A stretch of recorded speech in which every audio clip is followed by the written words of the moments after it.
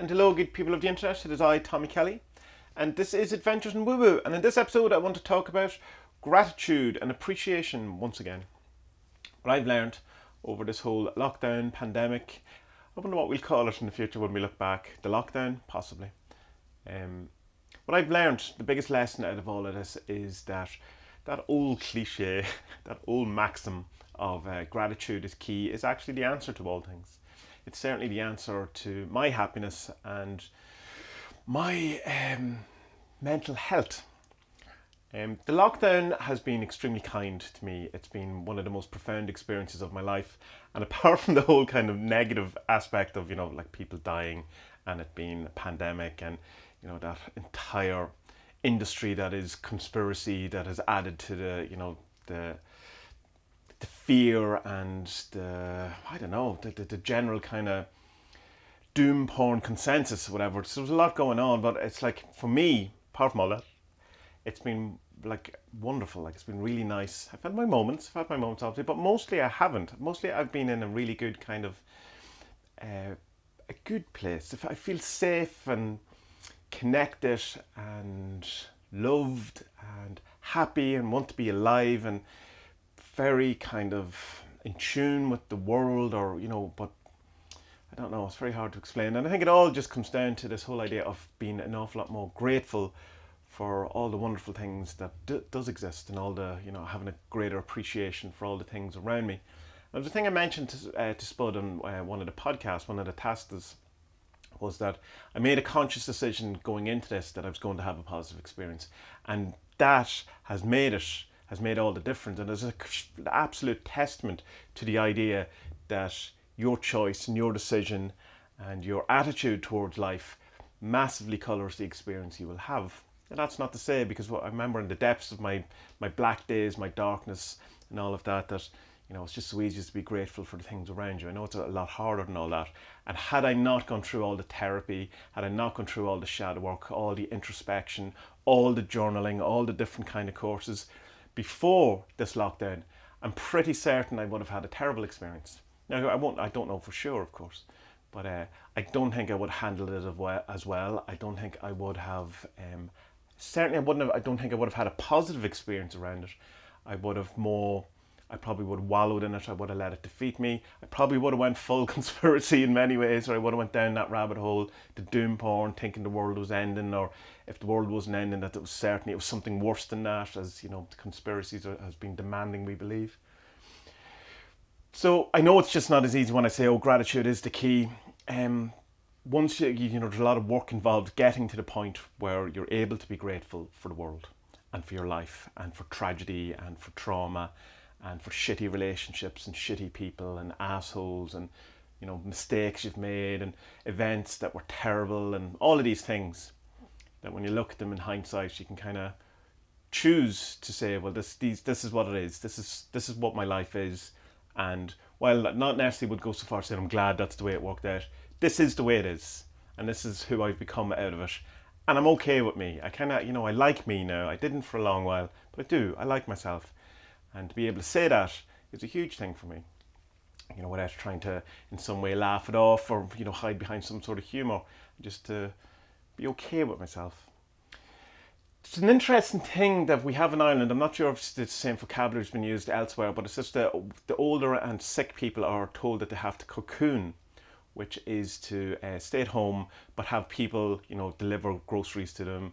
Groceries, we don't use that word here, deliver shopping to them and food or whatever, medication, whatever they need, but this cocooning thing.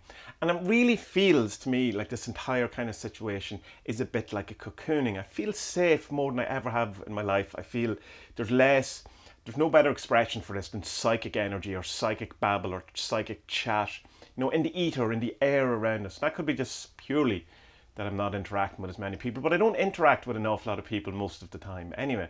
Like, my life hasn't fundamentally changed in my routine or anything like that. For the most part, I'm doing what I always did. So it seems to be something else, like on an energetic level, if we want to go into woo talk.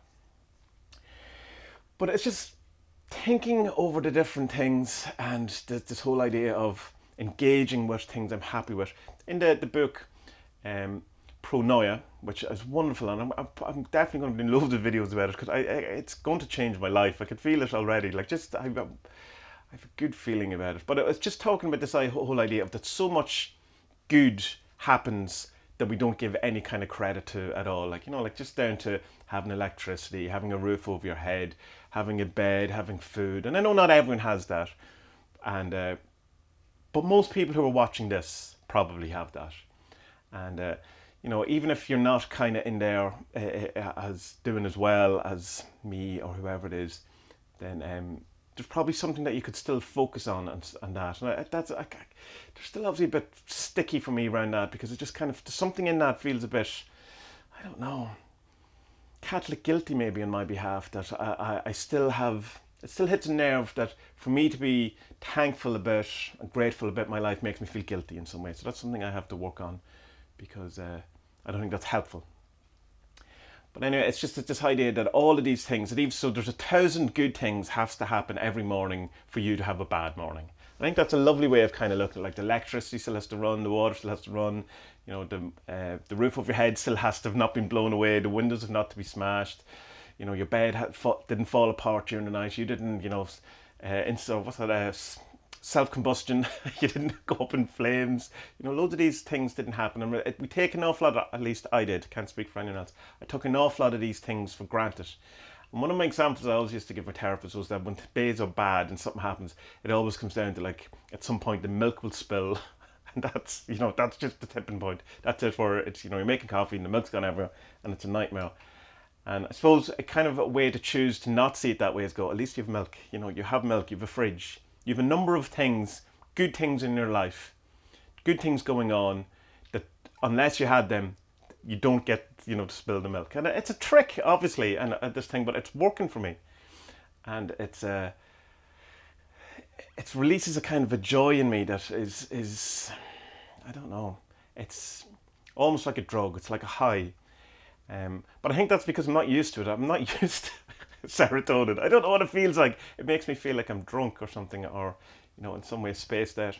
But I have a couple of incidents that was like capturing, being really happy about it and really appreciating it and not taking it for granted, and taking it all in and seizing the moment and all these things. One, it was last week, and I was after cooking pizza, and I had made chips, and myself and my son, he's about 18 months, a bit older now actually, and we were just sitting out at the front of the house, and it was a lovely day, the sun was beating down, and he was eating his pizza, and he had his chips, and I was just thinking, this was like, oh man,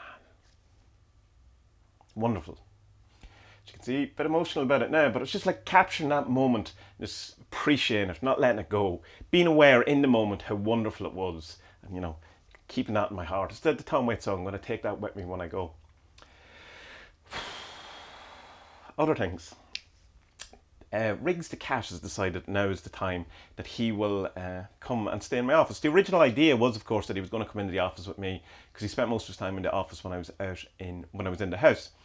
But he just wouldn't. He would just scream as soon as he came in. He was just having a fit. He didn't like it at all. So I've been trying to kind of get him to accustom himself to coming outside or whatever. And then yesterday and today, he's decided that no, he's going to grace the new office with his presence. And he seems happy enough. He's asleep. I keep pointing now. He's asleep on his cushion. So I'm very grateful for that. I'm very grateful for loads of things. I was coming home from the post office today, having sent off some art prints for a couple of people, and just had a can of Pepsi Max, and it was kind of raining. The sun's a bit out now, and it was just like capturing the moment, seizing the moment, and kind of going, that's wonderful, really nice. Nothing special, nothing groundbreaking, nothing that'll change your life, or no, it's not a big moment of sudden great news or things just haven't worked out. It's just gratitude and appreciation for the moment, for all the different kind of easy things. There's a trick I found, and it's a bit dark, but you have to kind of go with me on it. And it's the idea that, say that you were in, I did the full kind of thing of it is that when I was having a tough time, say with my son, and he was crying and we hadn't slept in a couple of days, or there was something going on and there was a moment of that, like just absolute despair, and you were feeling that you just couldn't do it or whatever. For some reason, this kind of trick came into my mind. It was that, say something bad happened, and in the future, you lost your son, or we split up, or there was some kind of absolutely doom and gloom disaster that involved a separation, a death, a sickness, something horrifying. And it was kind of the idea that you would give everything in the world, everything you possibly had, to come back to that moment, even that terrible dark moment, or that hard moment of being there in total despair with your son. And I think that allowed me to get through an awful lot of my kind of harder moments as a parent early on in the first couple of, well, the first year, I suppose, year and a half of his life. Just knowing that even no matter how bad it got, I would give everything in the world to come back. Good people of the internet, I'm quite emotional today. I'm going to put up this video anyway, because such is it.